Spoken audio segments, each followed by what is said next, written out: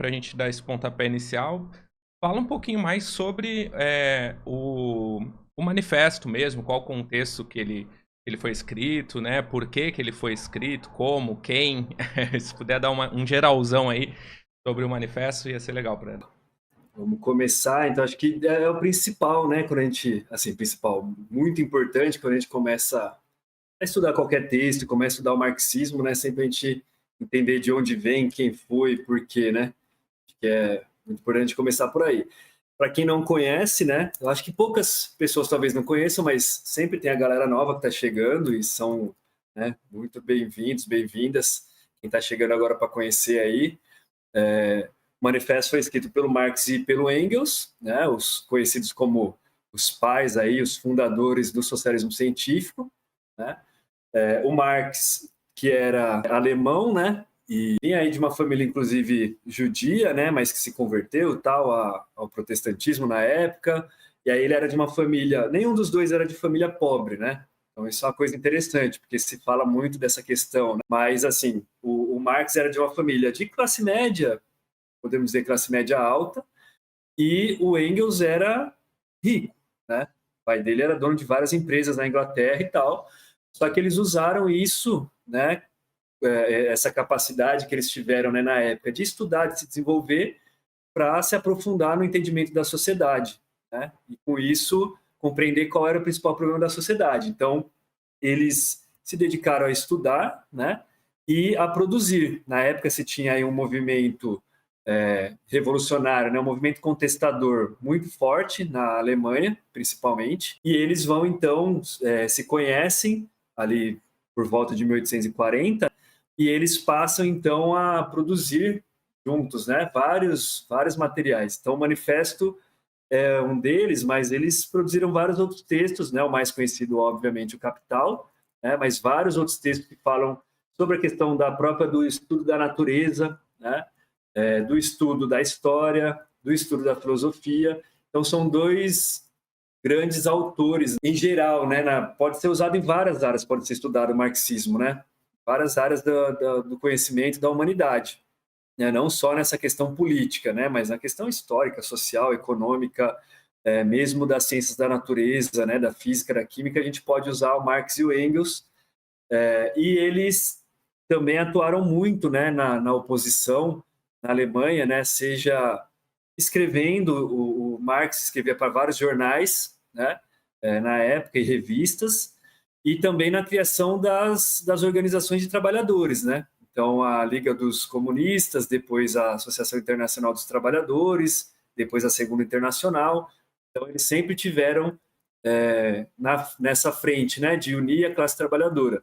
E o Engels, inclusive, pegando em armas, né, na Revolução Alemã, ele vai, na tentativa de Revolução Alemã, né, ele vai pegar em armas, inclusive, vai para a frente de batalha. Então, nenhum dos dois era só teórico que ficava lá escrevendo. Não, eles iam mesmo fazer a luta, né? Então, são grandes exemplos, né, para a gente.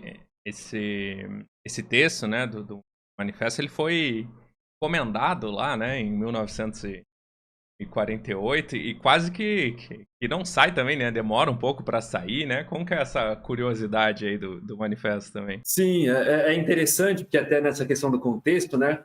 Falei muito deles, não falei muito do contexto, mas você tinha alguns retrocessos e alguns avanços na época, né?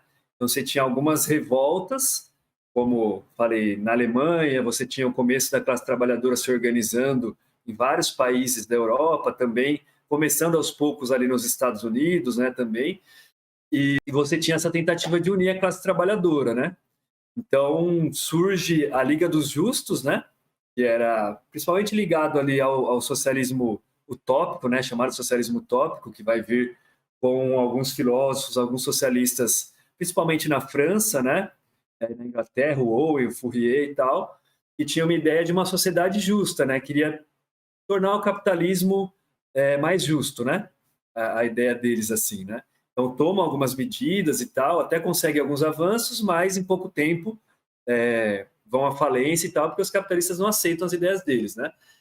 E aí essa Liga dos Justos dizia que todos os homens são iguais, né? Todas as pessoas são iguais. E aí quando entra o Marx e o Engels no meio disso, eles vão mudar totalmente, né? era para o manifesto não ser um manifesto comunista, né, ser um manifesto, sei lá, dos justos, vamos dizer assim, e era para terminar, ao invés da famosa frase trabalhadores do mundo unidos, era para terminar com todos os homens, né, na época, todas as pessoas, a gente diria hoje, são irmãos, né? E vai ser justamente o Marx e o Engels que vão mudar o caráter totalmente, né? Então eles vão nesse congresso, né? Inclusive, já fazendo aqui uma propaganda, a revista Unidade e Luta, né? Ela tem um texto aqui do Lula Falcão falando sobre uma outra organização da classe trabalhadora, que é a CPML, mas não vamos desviar muito do foco, mas ele fala justamente como o Marx e o Engels, né, nos congressos aí que tiveram em 1948, 1949, 1950, transformam a Liga dos Justos em Liga dos Comunistas, né? E aí eles vencem a luta ideológica dentro dessa liga e fazem a diferenciação por classe, né? E aí eles tiram esse negócio de todos os homens são iguais para trabalhadores do mundo univos, né? Quem é a classe revolucionária, quem precisa estar na luta e quem são irmãos de fato são os trabalhadores, né? E não todas as pessoas, não todos os homens, né? Os burgueses não são nossos irmãos, né? Então a classe trabalhadora é nossa irmã. Então vai ter isso, vai ter essa luta interna dentro da Liga dos Justos, depois na Liga dos Comunistas e depois na Associação Internacional, né, dos Trabalhadores, foi fundada por Marx em 1864, vai ter o grande debate com os anarquistas, vai ter o debate com os socialistas utópicos, vai ter debate com os chamados trade unionistas, que eram, né, vamos dizer assim, os sindicalistas da Inglaterra, né? Então são vários debates, por isso toda essa treta em torno do manifesto, né? Porque você tinha várias correntes ali questionadoras, algumas revolucionárias, outras nem tanto, mas todas elas questionando o papel da classe trabalhadora, a exploração, né? E o Marx e o Engels tiveram que conquistar a maioria para poder dar esse direcionamento para essas organizações, né? E aí saiu o Manifesto Comunista.